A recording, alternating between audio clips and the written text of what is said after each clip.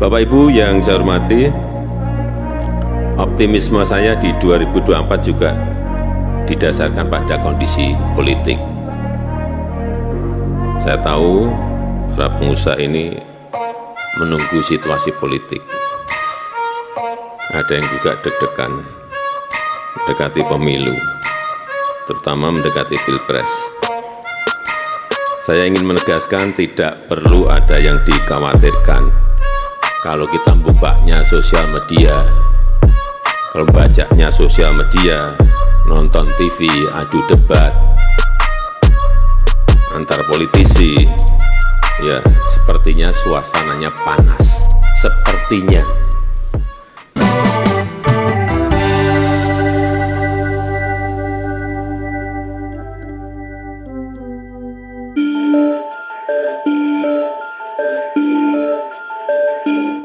Cukup gelap dengan banyak sekali juga proyeksi mengenai kondisi ekonomi negara besar yang bahkan kemungkinan masuk resesi.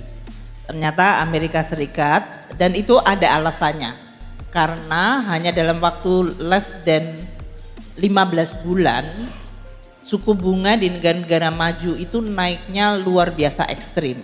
Jadi kalau kita bicara tentang kenaikan suku bunga Federal Reserve itu lebih dari 500 basis point hanya dalam waktu kurang dari 12 bulan. Suatu perekonomian yang diberikan shock yang begitu besar dengan kenaikan suku bunga yang drastis itu biasanya nggak bertahan. Paling tidak dia melemah atau bahkan resesi. Oleh sebab itu sekali lagi tidak ada alasan untuk pesimis memasuki 2024. Saya masih optimis pertumbuhan ekonomi kita akan masih berada di kisaran 5%. Namun, kalau orang Jawa bilang tetap eling lan waspada. Harus selalu ingat, hati-hati dan waspada. Ketidakpastian global masih berlanjut. Konflik di Timur Tengah yang bisa memicu kenaikan harga minyak global juga kemungkinan masih ada. Meskipun tadi Bu Menteri Keuangan bisik-bisik saya, Pak, urusan harga minyak kelihatannya sudah tidak akan bergejolak naik lagi. Ini juga patut kita syukuri. Volatilitas harga komoditas terutama pangan lainnya yang kita harus hati-hati. Ini saya masih sedikit khawatir mengenai urusan komoditas pangan. Karena kemarin saat Super El Nino produksi beras kita turun sedikit. Di 2024 juga perkiraan kita masih akan belum kembali ke normal.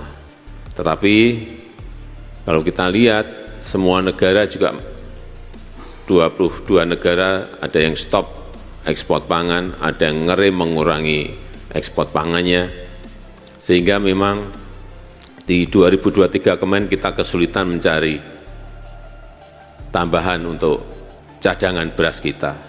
Tapi untuk 2024, alhamdulillah kemarin Kepala Bulog dari India sudah menyampaikan pada saya, Pak, sudah tanda tangan 1 juta ton.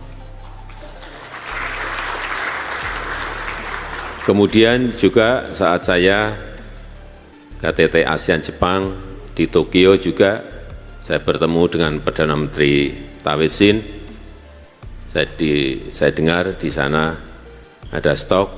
Kemudian saat di holding room saya menyampaikan keinginan untuk bisa impor dari Thailand.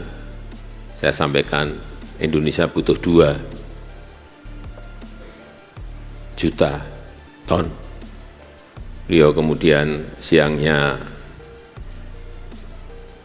telepon dengan timnya di Thailand, kemudian menyampaikan pada saya sorenya Presiden Jokowi 2 juta ton Thailand siap untuk mengirim ke Indonesia. Yang ini jangan ditepuki, karena impor.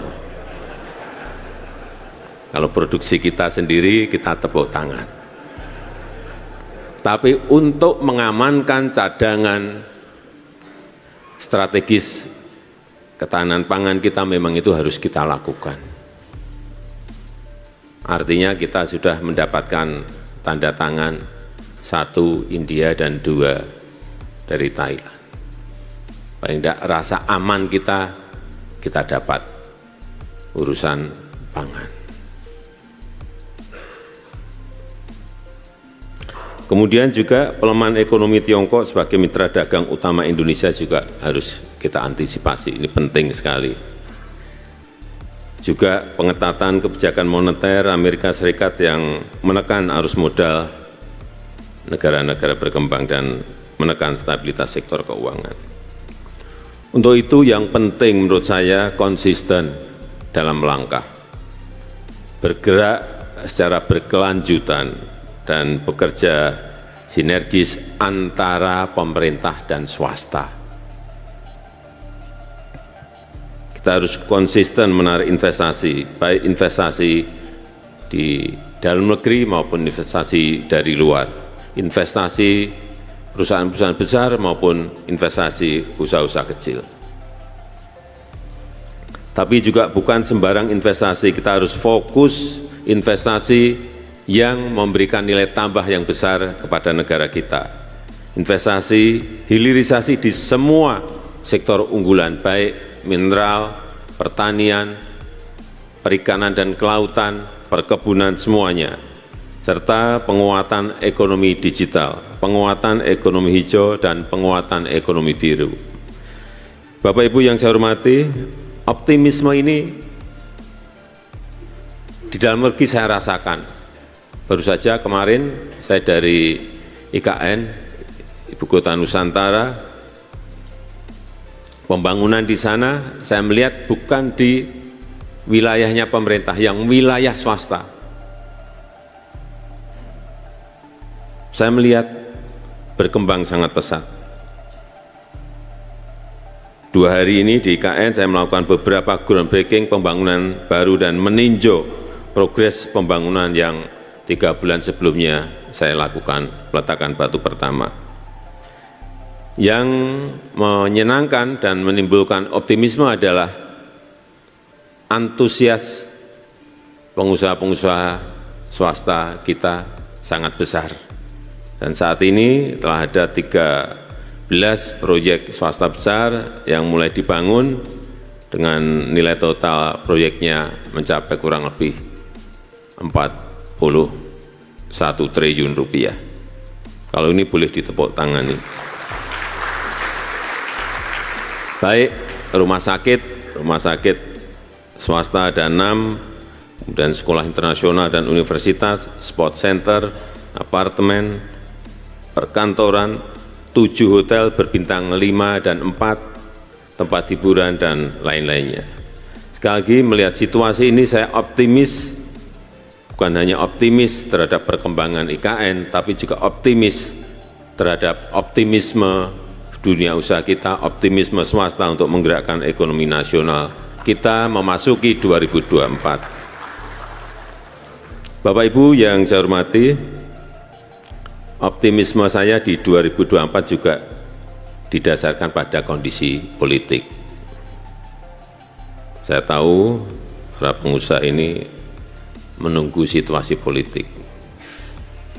Ada yang juga deg-degan mendekati pemilu, terutama mendekati pilpres. Saya ingin menegaskan tidak perlu ada yang dikhawatirkan. Kalau kita bukanya sosial media, kalau membacanya sosial media, nonton TV, adu debat antar politisi, ya sepertinya suasananya panas, sepertinya.